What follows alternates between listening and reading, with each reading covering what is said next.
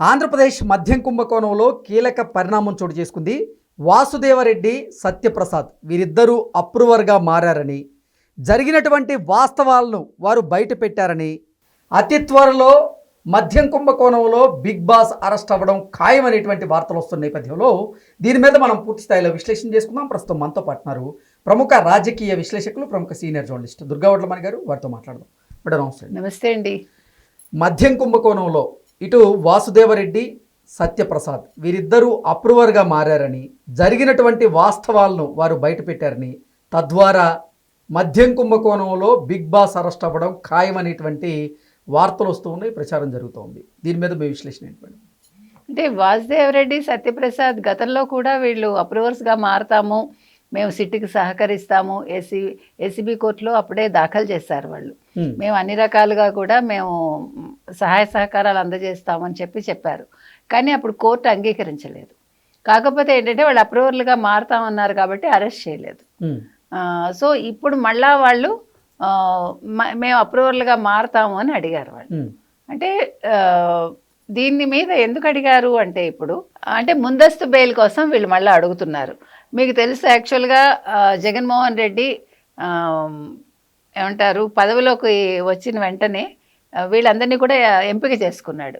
ఇతను ఎక్కడో రైల్వే ఉద్యోగిగా ఉంటే ఇతన్ని తీసుకొచ్చి రైల్వే ట్రావెల్లో పనిచేసే తెలంగాణకు చెందిన వాసుదేవరెడ్డిని ఐఏఎస్కి ప్రమోట్ చేస్తానని, తర్వాత సత్యప్రసాద్ అనే అధికారిని కూడా ఆయన మొత్తం తీసుకొచ్చాడు. వీళ్ళిద్దరిని ముందు పెట్టి మొత్తం ఈ స్కామ్ అంతా నిర్వహించారు.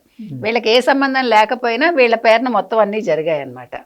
అయితే 2019 సెప్టెంబర్ 1న రైల్వే నుంచి డిప్యుటేషన్ మీద ఏపీఎస్బిసిఎల్ ఎండీగా, తర్వాత డిస్టిలరీల కమిషనర్గా ఈ వాసుదేవరెడ్డి నియమించబడ్డారు. తర్వాత ఇతను ఏం చేశారంటే లిక్కర్ ఆర్డర్ల వ్యవస్థ ఉంటుంది కదా, దాన్ని మాన్యువల్గా మార్చేశాడు. ఈయన చేసిన పని అది. తర్వాత సిండికేట్ ప్రణాళికలు అమలు చేసేవాళ్ళు. తర్వాత మిథున్ రెడ్డి ఏం చేశాడంటే ఐఏఎస్ అంటే ప్రమోషన్ ఇప్పిస్తాను నీకని చెప్పి డిపోల సరఫరాలు, తర్వాత గవర్నమెంట్ రిటైల్ అవుట్లెట్ల అమ్మకాలను నియంత్రించి కిక్ బ్యాక్ ఆధారంగా ఇండెంట్ ప్లాన్లు తయారు చేశారట. ఇది ఎవరికి? సత్యప్రసాద్కి.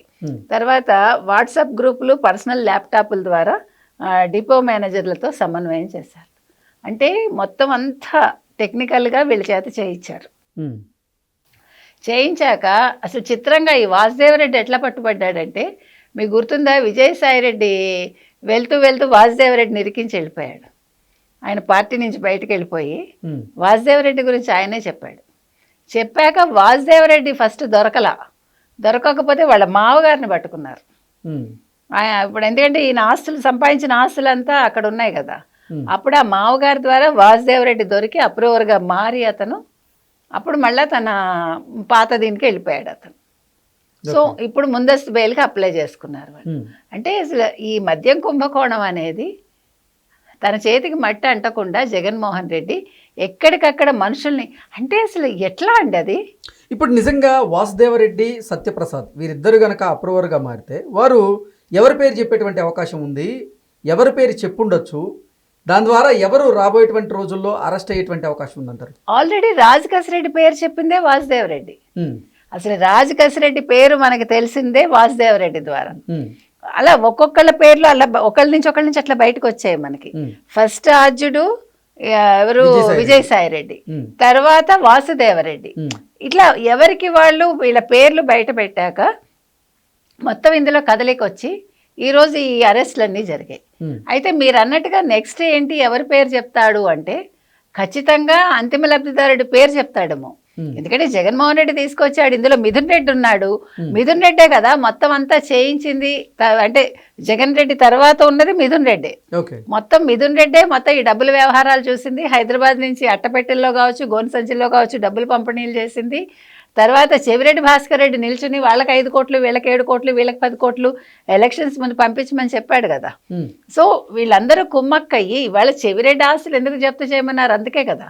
ఇప్పుడు ఈ సంపాదన అంతా ఎలా వచ్చింది? వాళ్ళ మిథున్ రెడ్డి నేను అమాయకుడిని, నాకేం తెలియదు, నేను ఒక ఎంపీని అంటే అసలు ఈ వాటికి అసలు ఎంపీగా రిజైన్ చేయాలి అతను చెప్పాలంటే. మరి ఏం జరుగుతుందో తెలియదు. ఏది ఏమైనా ఇవాళ వాసుదేవరెడ్డి, సత్యప్రసాద్ ఇద్దరూ కూడా, వెంకట సత్యప్రసాద్ ఇద్దరూ కూడా అంటే వాళ్ళు మొత్తానికి విషయం అర్థమైంది వాళ్ళకి.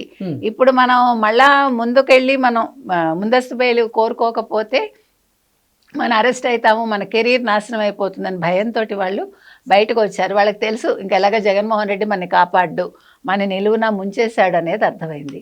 లేకపోతే మాన్యువల్ చేయించబట్టే కదండి. ఎక్కడైనా ఇప్పుడు మేము ఇంత చేసాం అంత చేసాం ప్రభుత్వమే నడిపింది అంటాడు కదా జగన్మోహన్ రెడ్డి, మొత్తం డిస్టిలరీస్ కావచ్చు ఇవంతాను. అసలు ఎక్కడైనా మాన్యువల్ చేస్తారా? మీకు అసలు జగన్మోహన్ రెడ్డి ఆ రకంగా చేయించాడంటేనే అందులో ఒక కుంభకోణం ఉన్నట్టు లెక్క మీకు. తర్వాత క్యాష్ విధానం ఎప్పుడైతే ప్రవేశపెట్టారో ఆన్లైన్ పేమెంట్స్ లేకుండా, ఇప్పుడు ఆ డిజిటల్ ఇవంతా కూడా ల్యాప్టాప్ల ద్వారా వాళ్ళు అనుసంధానం చేశారు, వాట్సాప్ ఇవంతా అన్నారు కదా. అంటే ప్రతిరోజు ఒక అమ్మాయి మీకు గుర్తుందా అప్పుడు, అమ్మాయి పేరేంటి శిరీష, నేను పేరు మర్చిపోయాను.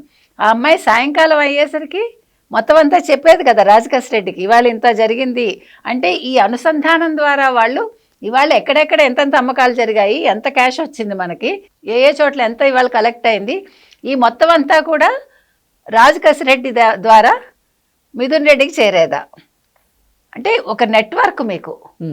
ఇలాంటి నెట్వర్క్ బహుశా ప్రపంచంలో మనం ఎక్కడ వినుండం. ఒక కుంభకోణం చేయటానికి, ఒక మద్యం స్కామ్ చేయటానికి ఒక నెట్వర్క్ పెట్టుకుని, నెట్వర్క్ ఏమో అంతా టెక్నికల్గా అంతా అప్డేటెడ్, కానీ మాన్యువల్గా సిస్టమ్ అంతా పెట్టుకుని డబ్బులు క్యాష్ రూపంలో కలెక్ట్ చేసుకుని దీని మీద ఎవడు మాట్లాడటం లేదండి. చిత్రం కదా. అసలు బీజేపీ ఆ రోజుల్లో, ఇప్పుడంటే బీజేపీ కూటమిలో ఉంది, మరి అప్పుడు వాళ్ళంతా డిజిటల్ అని ఆఖరికి కూరలు అమ్ముకునే వాళ్ళు, పళ్ళు అమ్ముకునే వాళ్ళు, పువ్వులు అమ్ముకునే వాళ్ళు, ముష్టాలు కూడా పెట్టుకున్నారు మా డిజిటల్, నాకు తెలీదు. అంటే అంత స్థాయికి వెళ్ళాక వీళ్ళు ఈ రకంగా చేసినప్పుడు వాళ్ళు ఎందుకు ప్రశ్నించలేదు అని ఈరోజు చాలామంది అడుగుతున్నారు. మరి డిజిటల్ని అసలు మీకు ఇంత ఫోకస్ చేసిందే బీజేపీ అయినప్పుడు, కేంద్రంలో ఉన్న బీజేపీ ప్రభుత్వం అయినప్పుడు ఈ రకంగా ఎలా వదిలేశారు ఎవరు జగన్మోహన్ రెడ్డిని అనేది అందరికీ సందేహం. సో ఇవాళ మీకు మద్యం కుంభకోణంలో ఖచ్చితంగా కుంభకోణం జరిగింది, కోట్లు చేతులు మారాయి, డెన్నులు ఉన్నాయి, ఇంకా ఈ డబ్బులన్నీ ఎక్కడికి వెళ్ళాయి, ఎక్కడున్నాయి, ఇవన్నీ ఆరా తీయాలండి. వీటి కోసమే ఇవాళ వాసుదేవరెడ్డి కావచ్చు, వెంకట సత్యప్రసాద్ కావచ్చు అప్రూవర్స్గా మారుతామని చెప్పారు. మరోసారి వాళ్ళు అన్ని రకాలుగా సిట్కి సిబిఐకి సహకరిస్తామని చెప్పారు. సో ఇప్పుడు వాళ్ళిద్దరిని రిమాండ్లోకి తీసుకుని ఖచ్చితంగా అంతిమ లబ్ధిదారుడు ఎవరు, తర్వాత వాళ్ళు ఎవరు, ఆ పేర్లు తెలుసుకుని అరెస్ట్ చేయాలండి. ఓకే, అంటే ఇప్పటికే మద్యం కుంభకోణంలో ఆరోపణలు ఎదుర్కొంటున్నటువంటి కొంతమంది నిందితులు అరెస్ట్ అయ్యారు, కొంతమంది అయితే బెయిల్ మీద బయట ఉన్నారు. ఇప్పుడు వీరిద్దరూ అప్రూవర్గా మారి ఎవరెవరి పేర్లు చెప్పేటువంటి అవకాశం ఉంది, దాని ద్వారా ఎవరు అరెస్ట్ అయ్యేటువంటి అవకాశం ఉందంటారు రాబోయే రోజుల్లో? ఇంకెవరున్నారండి? మిథున్ రెడ్డి ఉన్నారు.